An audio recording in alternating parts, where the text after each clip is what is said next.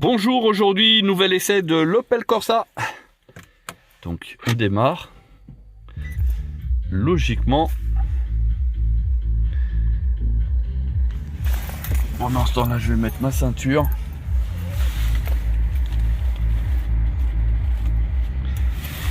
Niveau thématique, franchement, c'est bien dommage là que ça reste comme ça. Bon, après pour tout le reste, c'est bon. Donc levier de vitesse, voilà, et le frein à main. Regardez, je lâche, j'accélère. Ah si, il a enlevé, c'est automatique. Alors là, je suis en quoi?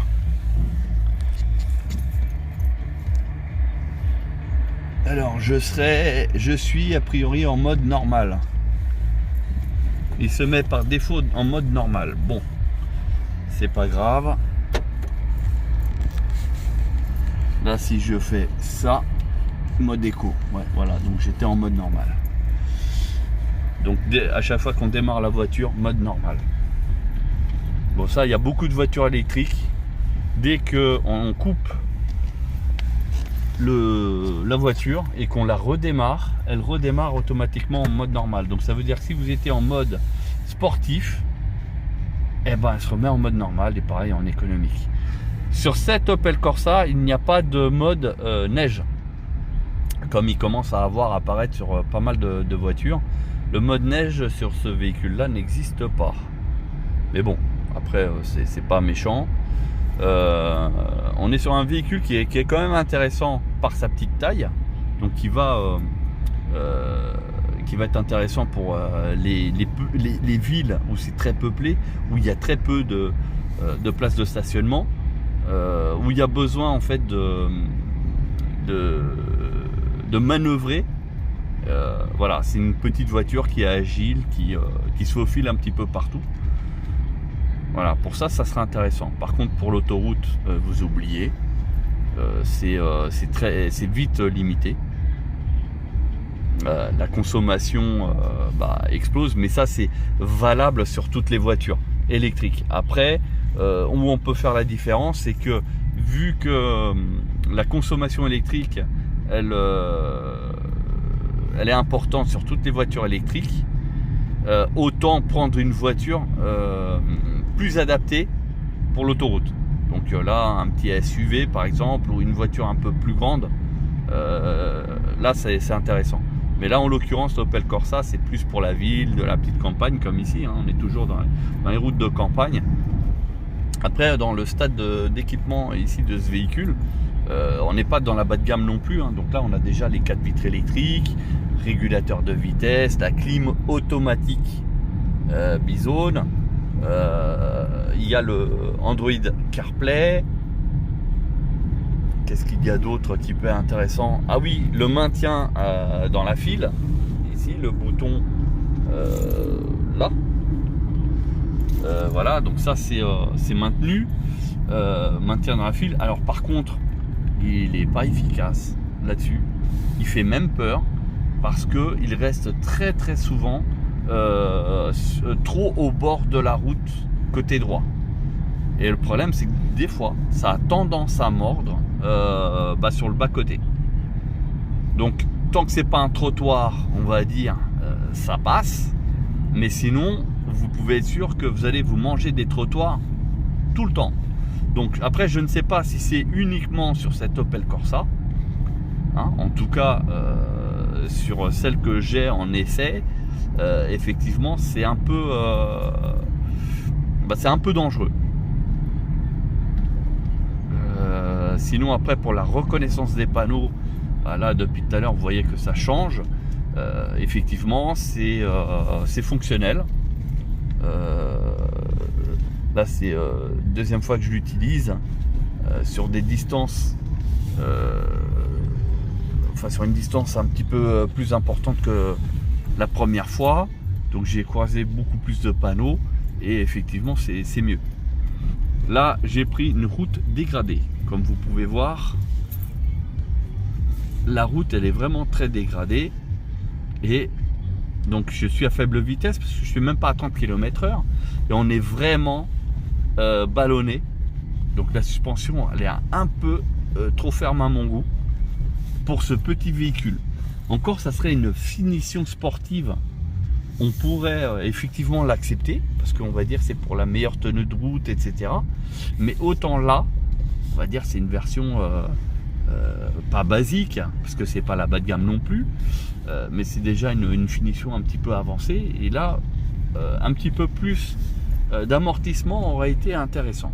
Et là, vous le voyez, hein, la route elle est vraiment dégradée. Alors après, je suis désolé pour le tremblement justement avec le téléphone, parce que avec la caméra du téléphone, parce que là pour le coup, je suis vraiment dégradé. Et là, vous voyez, regardez, on est sur une route où on est obligé d'empiéter sur le bord. Donc là, j'empiète. Donc la voiture, elle s'en sort très bien.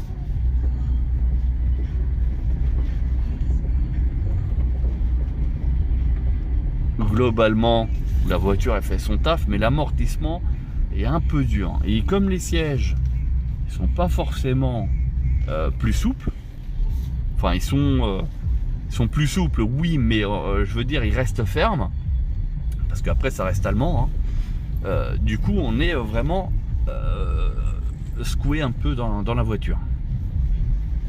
Et là, hein, vous voyez, hein, au niveau de la vitesse, hein, vous le voyez, c'est affiché en grand, donc on peut pas dire que je roule vite, même si j'étais dans une portion qui était limitée à 50 km/h. Alors, en mode normal, je trouve que la pêche, elle n'est pas si importante. Après, j'appuie pas non plus à fond sur l'accélérateur. Là, ce que vous entendez, en fait, c'est la terre qui était dans les pneus. Donc là, comme j'accélère un peu plus, bah, automatiquement. Alors, pareil, j'ai pas vu qu'il y avait un réglage du KERS. Donc, le KERS, c'est en fait la récupération de l'énergie sur lequel on peut éventuellement faire une conduite à une seule pédale. Ça veut dire, par exemple, sur les AMG, vous avez un KERS qui est composé de 1 à 3. 1, le KERS est faible, ça veut dire que quand vous lâchez la pédale d'accélérateur, le frein moteur, il n'est pas important. Et du coup, on récupère moins d'énergie. Et quand vous êtes en 3, à peine vous lâchez la pédale d'accélérateur que la voiture, elle ralentit déjà. Et là, ça va recharger encore plus fort la batterie. Ce qui permet de faire une conduite à une pédale. Et du coup, utiliser très peu les freins. De façon générale, sur une voiture électrique, vous allez très peu utiliser les freins. Du coup, au lieu de changer les plaquettes de frein à une moyenne d'environ 30-40 000 km, les mêmes plaquettes de frein peuvent dépasser les 50 000 km. Et oui, c'est pas négligeable. Et par exemple, la paire de disques de frein, vous la changez après les 100 000 km. Et oui, ça paraît énorme. Et pourtant, c'est là où vous allez faire la majorité des économies. C'est sur l'entretien du véhicule. Parce que là, pour le coup, on n'a plus de vidange. On n'a plus de kit distribution ou de kit embrayage à changer. À part les consommables. Mais encore une fois, comme je vous disais, les freins seront moins sollicités et donc du coup vont durer beaucoup plus de temps. Par contre, suivant conduite bien sûr, les pneus peuvent avoir la même usure que la voiture thermique. Voilà. Bah, sinon, globalement, c'est une voiture qui est bien finie avec des plastiques. Donc le bémol sur cette voiture, c'est les plastiques des portières. Voilà, c'est vraiment du plastique rigide. On a une imitation de plastiques différents, mais en fait non, là il y a du gros grain, là il y a du petit grain tout simplement, ce qui nous donne l'impression d'avoir deux plastiques différents. Et ils sont vraiment du plastique rigide. Honnêtement, dans le temps, avec le soleil et les UV de la lune et du soleil, c'est des plastiques qui vont pas faire long feu. Voilà, ça va très très mal vieillir. Ici, le plastique il est déjà différent, donc là effectivement il va durer un peu plus parce que le plastique il est différent et on sent que c'est pour un usage vraiment intensif. Mais après, là, pour ces plastiques ici, là, c'est une autre histoire.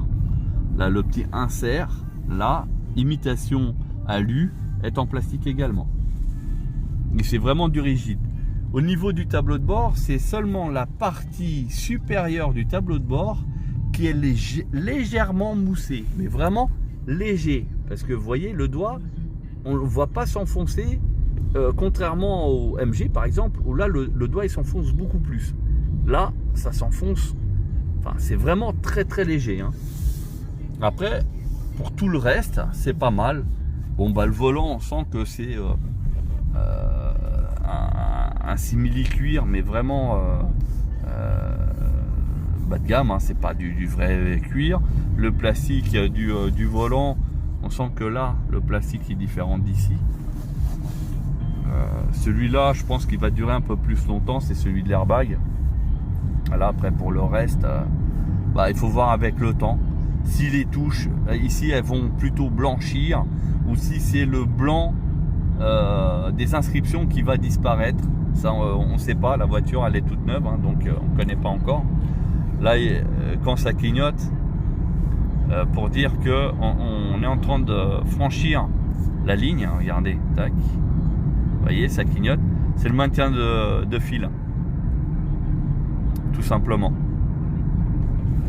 Et alors, je vais vous faire une démonstration que vous allez voir que malheureusement, elle reste trop proche de la ligne droite, en fait, de l'accotement. Et ça, ça donne pas confiance parce que à tout moment, si le côté mord sur l'herbe, par exemple, c'est la perte du contrôle assuré. Là, on a les lignes des deux côtés. Je vais lâcher le volant. Voilà. C'est chose faite. Regardez. On est trop sur l'accotement. Et pour s'en rendre compte, donc là, il y a un virage. Regardez. Vous voyez ? Elle n'a même pas fait d'alerte. Et elle s'est mise de l'autre côté de la voie. Il a fallu que je récupère. Là, je relance à nouveau. Ah. Qu'est-ce qui se passe ici? Ah, il va se faire tracter. Alors, là, j'ai lâché le volant. Là, il demande que je remette les mains au volant. Bon, bah, c'est normal. Là, il faut faire un mouvement plus violent que sur la MG pour lui informer qu'on a repris les commandes. Et là, vous voyez, je suis vraiment au bord de la route. On va s'en rendre compte si par le rétroviseur. Vous voyez là? Donc là, je reprends le volant. Limitation 70 qui va s'afficher. Là, il a bien pris en compte. Mais il conduit vraiment trop à gauche. La voiture n'est pas centrée. Il a fait vraiment des écarts alors qu'on est en pleine ligne droite. Le vent... Regardez le volant, vous voyez? Elle n'arrive pas à stabiliser le volant vraiment tout droit. Alors, on va aller se garer.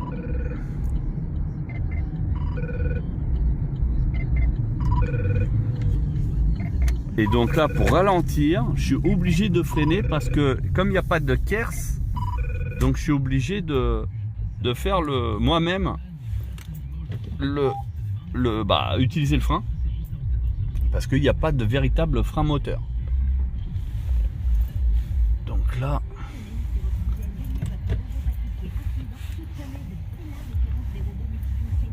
bon, après le volant il tourne bien, il n'y a pas de souci.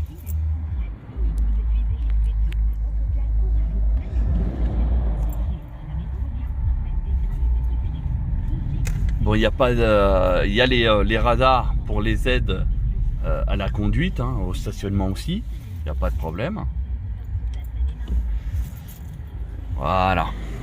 Donc au moins vous avez vu, et en termes de fonctionnalité, donc après c'est du basique, hein, Android, CarPlay et Bluetooth. Ici la radio, là le GPS, mais il faut donc brancher un smartphone ou avoir une navigation sur clé USB. Et après ici, c'est les fameux réglages du véhicule. Et là, on revient en fait, soit affichage de photos, de SMS. On n'a pas possibilité d'affichage de... par exemple, on n'a pas l'affichage de vidéo même à l'arrêt. Voilà. Bon, après, ça reste un véhicule intéressant. Au niveau des rangements, bah, il y en a dans chaque portière. Donc ça bouge pas. Voilà, comme vous pouvez voir. Ici, alors non, ah non, c'est juste pour avancer et reculer. L'accoudoir, a priori, il n'y a rien. Non, il n'y a rien. Là, si. Une petite pochette. Voilà. C'est un vide-poche. Deux portes-goublets. Un petit cache. Voilà, j'ai mis la clé. Donc, ça, on peut l'avancer, on peut le reculer. Là, un gros vide-poche aussi. Et c'est tout, en fait. Bon, après, c'est déjà pas mal hein, pour un petit véhicule comme ça. Voilà, donc on était à bord de la Opel Corsa électrique. Donc ici, voilà, électrique, 136 chevaux, 50 kW, au prix de 32 400 €. Et ce modèle-là, donc c'est le modèle exposé parce qu'il doit y avoir quoi? Allez, les petites options en plus. Il y a une sellerie spécifique, il y a le pack écran digital, voilà, donc il fait 7 ou 10 pouces, avec ou sans navigation. Il y a un pack premium édition, et le pack style noir, donc ça c'est parce qu'elle est en deux couleurs, elle est en orange et avec un toit noir, voilà. Donc normalement le modèle il est à 31 300 €, il y a 1150 € d'options, ce qui nous fait 32 450. En gros, on est sur le prix d'un MG ZS EV. Voilà. Avec beaucoup moins d'équipement. Et une thématique qui est fixe, qui ne bouge pas. Donc, à vous de voir après si vous avez vraiment besoin, entre guillemets, de gadgets ou pas, par exemple. Bon, sur ce, on vous souhaite une bonne journée et à bientôt.